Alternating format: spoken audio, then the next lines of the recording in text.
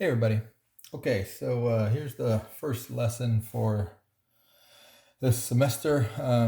What I'd like to do is just go ahead and pause the video real quick, and I'd like for you to read through this problem. You don't have to do anything with it right now. Just read through it.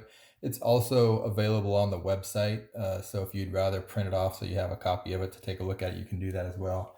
Um, or you could pull it up, I guess.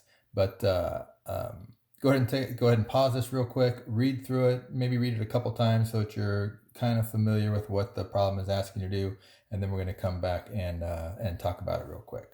Okay, I'll be back in just a moment.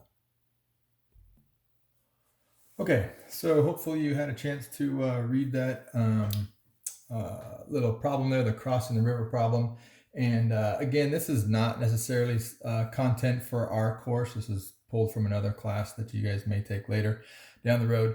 But it's a good problem for us to use to reference Ploya's problem solving process. All right. So if I were to ask you guys to do this problem, usually I have students do this in a small group versus independently.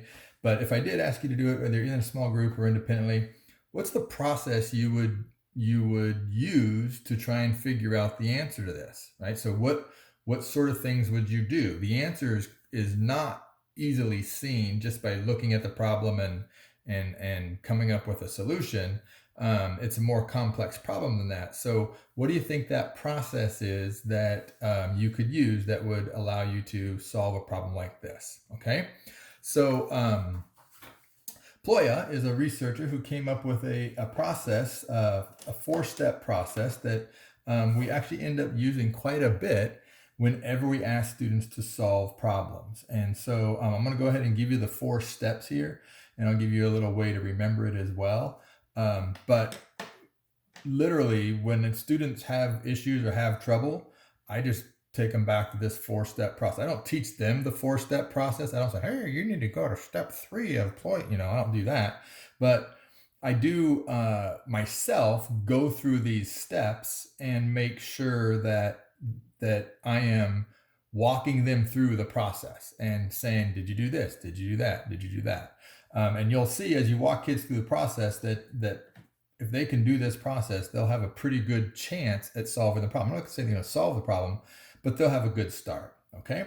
All right. So the first step that we want them to do is and again, I'm going to ask a question here. And, if we were in class, you'd share your answers. So in your own head, what I'd like you to do is share your answers.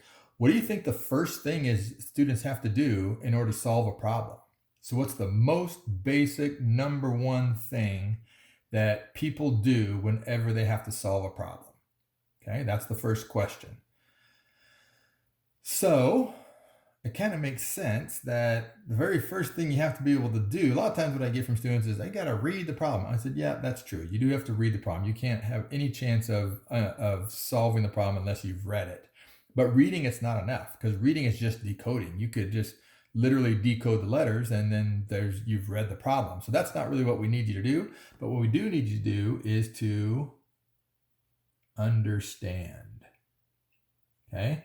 So you have to understand the problem, what it's asking you, what the givens are, whatever it is you can about the problem. You need to understand what the problem is telling you to do. Okay?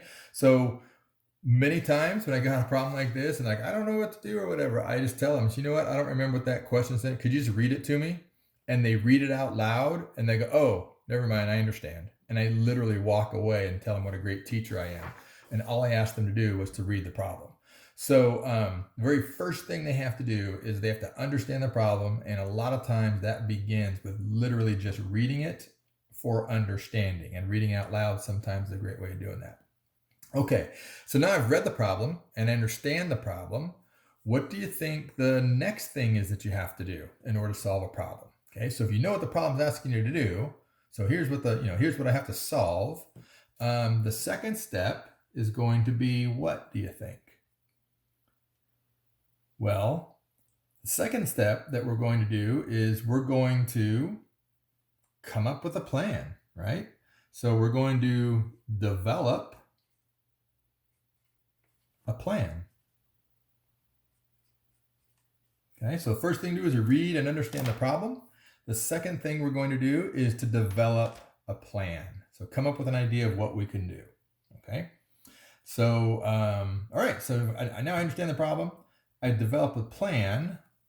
What do you think the third thing we do after we've developed a plan? Well, it kind of makes sense that if you developed a plan and you want to see if your plan is going to work, you might want to carry out the plan, right? So you might want to do what you just planned, carry out the plan. Okay, that's kind of an obvious one in my opinion. So once we understand the problem, we develop a plan. See if our plan is going to work. We got to do the plan, right? So we carry out the plan to see if it worked. And then the last thing, and this is the one that most students do not ever do. Like they just don't do this. They don't think to do it. Once they've understood the problem, and then they've developed their plan and they carry out their plan, they come up with an answer after they carry out the plan and they move on to the next question. So what is it that's the fourth thing that if we want to be good problem solvers, we have to do, or if we want our students to be good problem solvers, we have to get our students to do? So after they carry out the plan and they come up with an answer, they need to look back to make sure their answer makes sense.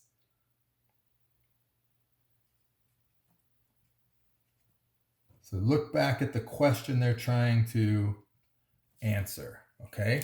So, and this is a key one. Students hardly ever do this. I had some students one year, they were trying to tell me how far it was. We were trying to calculate how far it was from Earth to the moon. Okay. Basically it was a big old, scientific notation problems, basically what they were working on. And I had these 4 girls, they were working on the problem and they're cruising along, doing it, they come up with their plan, okay, develop the plan, they carry out their plan, boom, moving on. And they got it pretty quickly. So I walk over to the group and I said, hey, you guys already got it, huh? And they're like, yep. And I said, that's pretty good. I said, what'd you guys get for your answer? And they're like, 4.2 miles. I said, really? 4.2 miles? They're all, yep, 4.2 miles. Huh. That's pretty cool. I said, do you guys know how far the beach is from here? And they're like, no. And I'm like, well, we're about 12 miles from the beach right now. And they're like, okay. I said, so you think that the beach is 3 times as far away as the moon is? And they're all, yep. So they obviously did not look back to see if their answer even made sense, because clearly the moon is not going to be a third as far as the beach was. So they won't naturally do this one at all. This is one we got to get kids to purposely go out and do. And so a lot of times you just ask them, what their answer is and what was the question, and then sometimes they'll catch it, what their mistake was if they made a mistake. Okay. All right. So there's the 4 steps, right? So you do want to know these steps. We're going to use them a lot this semester.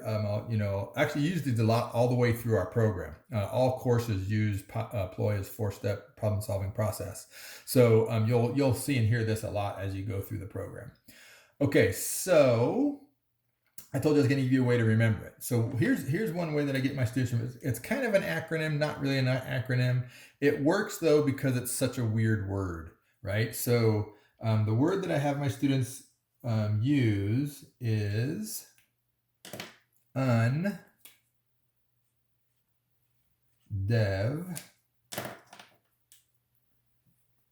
car and purple low. Undev Carlo. Okay, so undev Carlo. Understand the problem, develop a plan, carry out the plan, and look back. Okay, so undev Carlo is a little acronym that helps you remember the order in which you are supposed to do these. And it's understand a problem, develop a plan, carry out the plan, and then look back. Okay, so that's Ploya's 4-step problem solving process, which we will keep coming back to this semester and actually throughout the whole program that you'll be doing. This is something I do want you to know for the course. So make sure that you've got a pretty good understanding. And I use undev Carlo if you need to. So I'm going to go ahead and end this video and talk to you guys soon.